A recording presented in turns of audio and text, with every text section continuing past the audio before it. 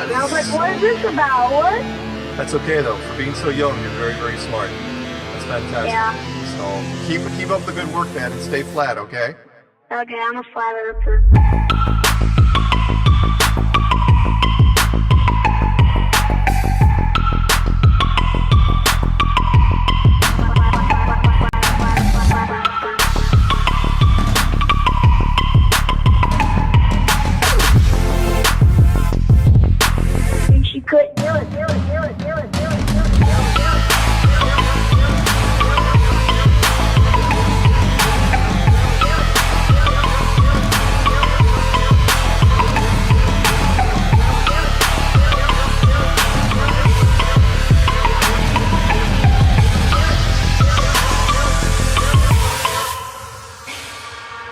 I'm a flat earther, flat earther, flat earther, flat earther, flat earther, flat earther, flat earther.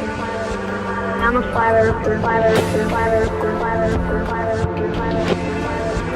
I'm a flat earther, flat earther, flat earther, flat earther, flat earther, flat earther. I'm a flat earther, flat earther, flat earther, flat earther, flat earther.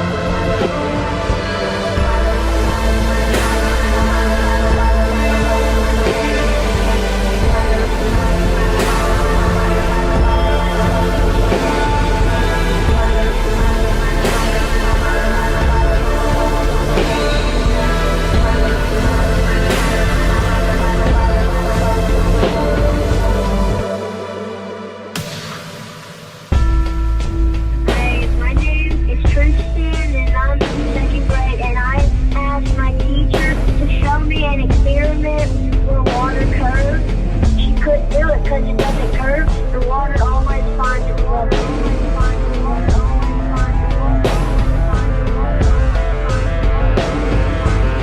What'd your teacher do? She just didn't talk to me anymore. All she did was walk away. And I was like, what is this about? What? That's okay though. For being so young, you're very, very smart. That's fantastic. Yeah. So keep up the good work, man, and stay flat, okay? Okay, I'm a flat earther.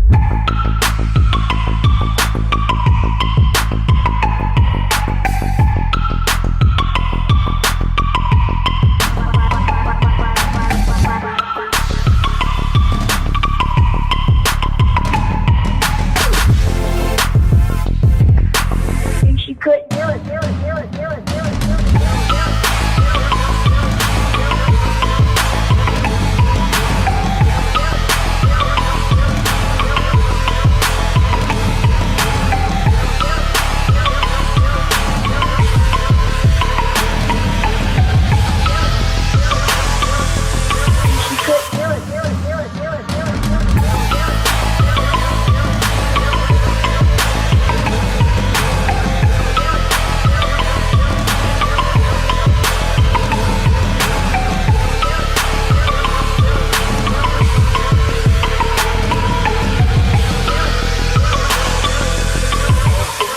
Up for sound bites. This is awesome.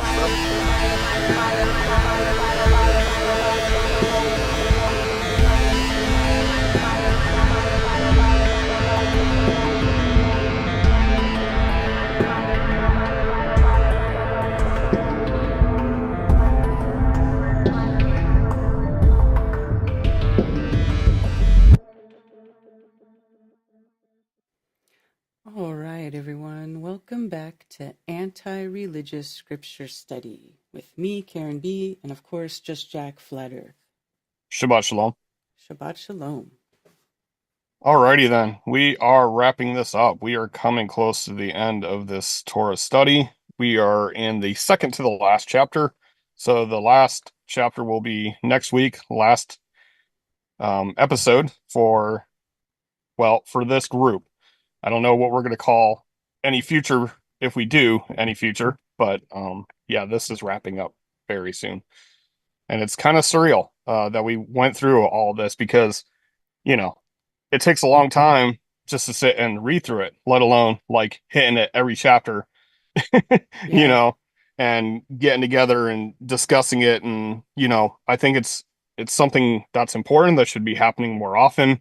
There are some um, studies out there that do what's called Torah portions, where they're designated chunks of the Torah that was put together by religious men, and they just read through the chunk and then they give some overarching uh, commentary by the religious outlook on that subject rather than going through the words and what they mean and, the basics that people should have, the fundamentals, the foundations to understanding the scripture rather than just listening to, religious leaders. That's why I think it's very important for, people not to even necessarily just agree with or believe me as we go through this stuff. This is something that, I've given them the resources and the path to those free resources, mind you, to investigate this stuff for themselves. And I think it's valuable information so that you're not, I mean, even if you're not fully committed to living according to the Torah, you can find out when people are trying to mislead you, using their own interpretations rather than what it says. Because a lot of times you hear in religious circles, well, even though it says dot dot dot, what it really means is dot dot dot, and they'll reinterpret it or give you a different theological aspect to it, different doctrine about it, rather than just reading it for the plain text. And then you got people that have the multi levels of translation where they ignore the first level, which is the literal interpretation. So I'll go ahead and read my disclaimer. Just Jack's disclaimer to the religious. If you believe it's wrong to study the scripture outside of your religion or denomination, if you believe your religious leaders or church fathers are incapable of having inherited anti-scriptural traditions of men, if you've already made up your mind about scripture, including the scripture shouldn't be studied at all, then this stream is not for you. To others, if you are open-minded to others' opinions, if you haven't made up your mind about scripture, if you've been turned off to religion but believe there's truth in scripture that may have been changed or hidden by religion, if you live according to scripture and like to dig in and discover more, then this stream is for you. We are looking at scripture in the original language using concordances or dictionaries for words as well as context from a non-religious perspective. We will as well have life experience discussion. We are not here to argue with others about theology or doctrine by the traditions of men, including Catholicism, Christianity, Islam, or Judaism. We will be discussing the importance of origins and show how religions contradict the scriptures. By the way, just to let you know, because this show exists, I've gone into some chat rooms where they immediately block me because they don't like the way that I'm doing this. Really? Yes. Yes. Wow. And I don't understand why. I'm not trying to present anything like, you know, I mean, maybe because I'm offensive, because I'm saying religion is not the way you should do it. You should study it for yourself. Maybe that's offensive to people. I don't know. But yeah. Well, that's how a lot of those religious channels operate. Like they want to create a big Yeah. congregation or a following. So, This is the problem though. These are not religious channels. They're not even producing religious content. oh, really? And they still kick me out because I'm offensive. Crazy. So, all right. Um, so last week, it was basically the song, I believe, right? If I can remember correctly. Yes. All right. So this is the song that Israel was to learn to remember the cause and effect relationship that they have with the creator. If you're with the creator, everything goes all hunky dory. Things go the way they're supposed to go. When you start mixing stuff in, you start losing the connection to the creator. So things get a lot harder. And then if you absolutely go the other path and worship something other than the creator, then stuff don't go so good. I mean, that's obviously the snippet version of it, the small version of it. Um, but it's very poetic, and if you read in Hebrew, which I won't do because it would take a while for me to even get through it, but you can see there is the poetry in it, like, you know, each couple of lines, it's like you'll have matching root words, and that's how they did poetry, where it's like the same root word but a different meaning, based on the root word. So, in its context. All right. So this one is Moshe giving a blessing to the people, because he was already told you're going to go up in the mountain and die. And there's some people who say that Deuteronomy 33 and 34 were not written by Moses because it is speaking about Moses in the third person, right? And that's, for me, that's fine. But some people don't like it because they think that it should have been put in the book of Joshua instead of Deuteronomy, because Joshua takes over for Moses when he goes up the mountain to die. So, I think the narrative of Moshe and everything he did to its completion being recorded in the Torah, I think it's valid. It's an ending to, to the epic, if you will. Yeah. All right, so whenever you're ready, we're in chapter 33, Illuminati not confirmed. All right. Excuse me. Yeah, it's the strange weather change we're having that's doing this to us. So, Oh my gosh. I feel like I should have a drink. And this is the blessing with which Moshe, the man of Elohim, blessed the children of Israel before his death. okay, so again, this already looks like a third person representation, even though a majority of it is slightly in third person, talking about and Moshe did this and Moshe did that. But now it's like describing who Moshe is. All right, chapter or verse 2, sorry. And he said, Yehovah came from Sinai and rose from Seir for them. He shone forth from Mount Paran and came with 10,000s of set apart ones at his right hand, a law of fire for them. And this is, of course, when they came out of Egypt and they were all at the bottom of Sinai. All right. Indeed, he loves the peoples. All his set apart ones are in your hand, and they sat down at your feet, receiving your words. Okay, and this is actually a first event where this word loved is there in this context, where it's the word cherish as in what you hold onto, what you hug. So it's kind of a very intimate kind of a love. He cherishes the people, he holds the people, he hugs the people. All right. Moshe. Moshe commanded us a Torah, an inheritance of the assembly of Yaakov. Okay. And he was sovereign in Yeshurun, and when the heads of the people were gathered, the tribes of Israel. This term Yeshurun is right before they're about to cross over and he's doing his teaching of the song, and in that song they're called Yeshurun, meaning those who are doing righteousness, those who are on the straight path. So that's that reference. It's still speaking of Yisrael, only in a descriptive manner. All right, 16. Let Reuven live and not die, and let his men be numbered. And this of Yehuda, and he said, Hear Yehovah the voice of Yehuda, and bring him to his people. His hands shall fight for him, and you be a help against his enemies. Okay. And of Levi he said, Your Tumim and your Urim belong to your lovingly committed one, whom you tried at Massah, and whom you contended at the waters of Meribah. And again, these were the how can I explain it? These were the rocks that told them what to do, right? And some people assume that there's a glowing to them, like they give off a light, like a yay or an A, or um, and Urim actually comes from light. So the lights, and this is of perfection, perfection and lights. All right, Hmm. number 9. Who said of his father and mother, I have not seen them, and he did not acknowledge his brothers, or know his own children, for they have guarded your word and watched over your covenant. Okay. They teach you your right rulings to Yaakov, and your Torah to Yisrael.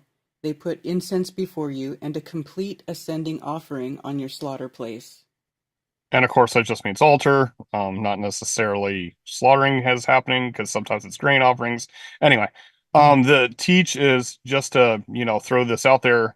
Teach actually comes from the root of archery or direction of how to throw straight, right? So it's it's direction on how to do the straight thing, just like, uh, the word Torah means to direct as well. So, all right. They teach you your right rulings to Yaakov, and your Torah to Yisrael. They put incense before you, and a complete ascending offering on your slaughter place. That's okay. We can read it again. That's fine. Oh, did I? Yeah, it's fine. I didn't want to interrupt you. It sounded good. Space All right. Cadet. O Yehovah, bless his strength and accept the work of his hands. Smite the lions of those who rise against him and of those who hate him, that they rise no more. And this, of course, there is no O. Oh, they just throw that in there. Oh, Jehovah. Okay. Of Binyamin he said, let the beloved of Yehovah dwell in safety by him, shielding him all the day as he dwells between his shoulders. Okay, 1 second here. Cling secure. Wait. Benjamin. Shielding.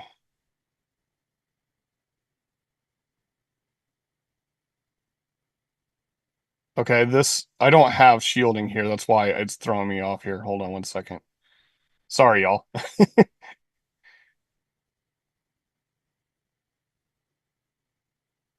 Dwell in safety, which is security. I don't know where they got the word shielding from actually, because the word shield does show up later on in this chapter, so I don't know why they use shielding here.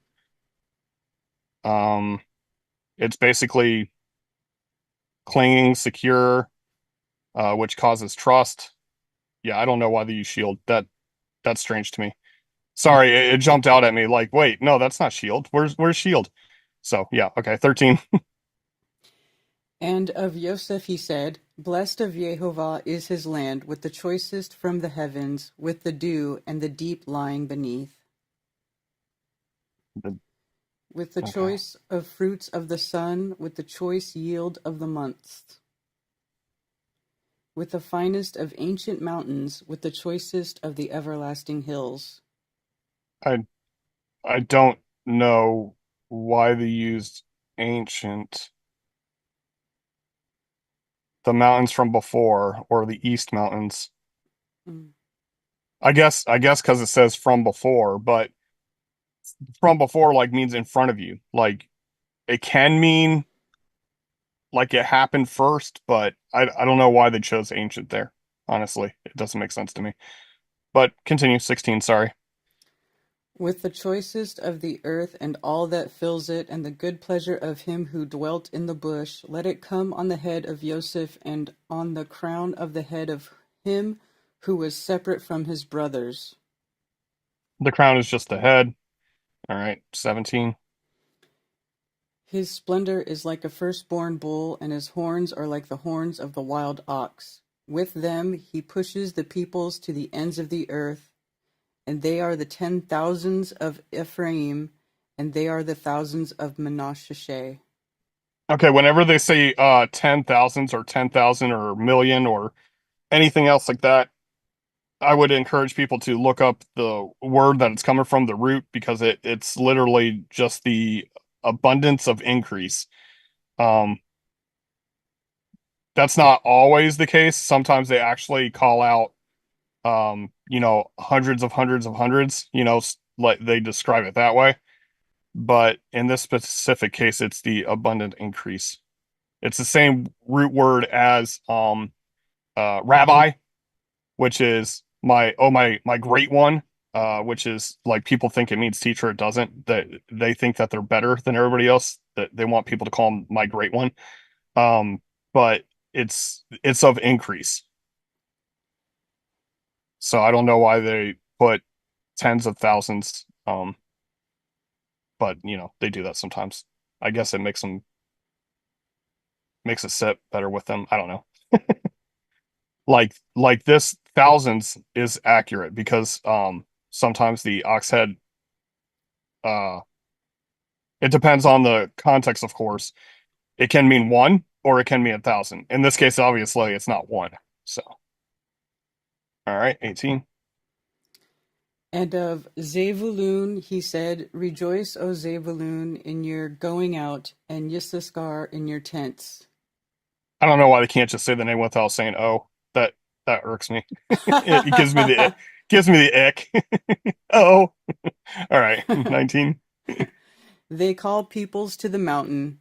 There they slaughter slaughterings of righteousness, for they draw from the riches of the seas and treasures hidden in the sand. Okay, yeah, that's okay. But again, I definitely do not appreciate the scriptures version using slaughter. It's just it does not fit because we're talking about. I mean, you can see here treasures hidden in the sand. Is Hmm. that slaughtering? That doesn't make any sense. All right, 20. And of God he said, Blessed is he who enlarges God, and dwells as a lion, and shall tear off the arm, also the crown. Yeah, people are going to be offended that you're reading that as God, but that's how it's literally pronounced. And it actually was given by his mother, who was not a worshiper of Jehovah, but she got in trouble for like sneaking her father's idols out to where her father-in-law was searching for him, and she's like, you can't check under these blankets that I'm laying on because I'm in the way of the woman. And yeah, she almost caused like complete chaos Yeah. because she was not a follower of Yah, and she named her son God because it's the prosperity deity. And he chose the best for himself, for there the portion of the inscriber was hidden. And he came with the heads of the people, and righteousness of Jehovah he did, and his right rulings with Israel. Okay. And of Dawn he said, Dawn is a lion's club that leaps from Bashan. She meant cub. What did I say? Club. Oh, Yep. lion's club, lion's cub. And of Naphtali he said, O Naphtali, satisfied with pleasure and filled with the blessing of Jehovah, possess the west and the south. um, yeah, towards the sea and the south. Hmm. Because it could just be, yeah, it could be interpreted a couple ways. Because if it's towards the sea, he could actually be in between the two seas. So, but a majority of the time, they're speaking of the Great Sea, otherwise known as the Mediterranean, I think, um, as sea or west. All right. And of Asher he said, Asher is most blessed of sons. Let him be accepted by his brothers and dip his foot in oil. Okay. Your sandals are iron and bronze, and your strength as your days. So, if you want to go with what some people translate the garden incident, you could say, your sandals are iron and serpent. I'm just saying. It's the same word. The Nachash. Yeah. Yeah. Oh, yeah. Okay. All right. 26. O Yeshurun, there is no one like El, riding the heavens to help you, and on the clouds in his excellency. Again, those who are doing righteousness. Yeshurun. Yeshurun. That's not easy for me to say. Anyway. The Elohim of old is a refuge, and beneath are everlasting arms, and he drives out the enemy from before you, and says, Destroy. Uh I Elohim of old. And then King James says the eternal. Is it the same? It's it, Well, it's it's actually capitalized, so it should be the talking about. this is the actual translation right here. Hmm. The aboding from intently the location where you intently look. So like if you're at your home and you're watching over it, that's the location from which you intensely look. Mm. So that's your abode, right? That's where you dwell. I don't know why that got turned into eternal, or this one got turned into of old, and this one translates as your refuge. There's three different translations here, right? So Hmm. that tells you, and that's actually a good way of studying. If you are reading, like, let's say your favorite version is King James version, okay, just for the sake of conversation, it is good to have like an NASB and a um I don't know, another version. Have three versions side by side. And then when you look at one word that's translated three different ways, maybe you should take a look at the root of the word, right? So this is the same root, ion, right? Which means eye, to intently look, right? Watch, eye. And then that's the one that gets translated into affliction, which it's only translated into affliction in the case where it's Yom HaKippurim and it says those who do not afflict themselves. When in actuality it's like to intently look at yourself, to inspect yourself. um but furrow, like your eyes furrow, like when your eyes kind of your eyebrows kind of go down when you're hard looking at stuff. And so this one is the one that we're looking at, the root. Watch, abode. The home is a place closely watched, protection for the home by keeping a close eye on it, right? That's what I was explaining earlier. It has to do with where you keep your eye on, right? In this case, because the root has a mem, which means from, but of course their language is slightly backwards than us. Like sometimes it happens in Spanish when you translate it literally, it sounds backwards, right? But this is where you intently look from. So that would be your home. So anyway, sorry, that's a, yeah. Okay. Um, eternal, that which is from before. So, okay, yeah. So again, ancient or eternal or old being east as well, from before. So the abode from before. All right. 28. Thus Israel dwells in safety, the fountain of Yaakov, alone in a land of grain and new wine. His heavens also drop down dew. Okay. Blessed are you, O Israel, Oh, Yisrael. who is like you, a people saved by Jehovah, the shield of your help, and he who is the sword of your excellency, and your enemies are subdued for you, and you tread down their high places. Yeah, a couple verses back, he's calling them Yeshurun, and here he's calling them Yisrael, right? And then, yep, that's the last verse. Alrighty, jump over to chat. Shout out to Cammy Hazing 717, Bill Wheel, TCZ Man, Earth First, Space Later. Oh, it's jumping on me. I hate when it does that. Mm-hmm. Oh, I gotta scroll back up. Joseph Osborne, Good Times for All, Zachary Zabala, Critical Inception from 50 feet away from me. Liz the Iron Maiden. What's up, Liz? She's our international audience. Yes. Jay, Orez. Oh my gosh, I can't read that. What is that? Orezo Evitagen. I'm sorry if I'm mistranslating that. You could just say Orez. Okay, Orez. That's what I do. NDV. Let's see. Rico, what's going on, Rico? All right, yeah, we got through it. Liz says subject. All right. In my I started typing before the show started, just to let y'all know. There most definitely is going to be a 13th month. Ergo, the day before April, the 31st of March, will make us, we'll make it the new year, which will make us April Fools because we follow nature and not the Gregorian calendar. All right. Let's see. See if there's any questions or comments.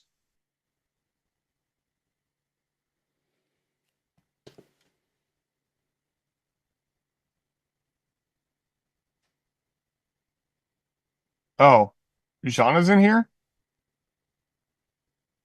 I see a shout out to Jana, but I don't see her. You don't? Yeah, No, she was in chat. I didn't see her. Sorry for not calling you out. Wait, is she just Jay? Yeah, just Jay. Oh, see, if I had known that, I would have called her out a long time ago. I see Jay in there often. I Yeah. didn't know that was her. Yeah, Jay is Jana. Okay. What's up, Jana?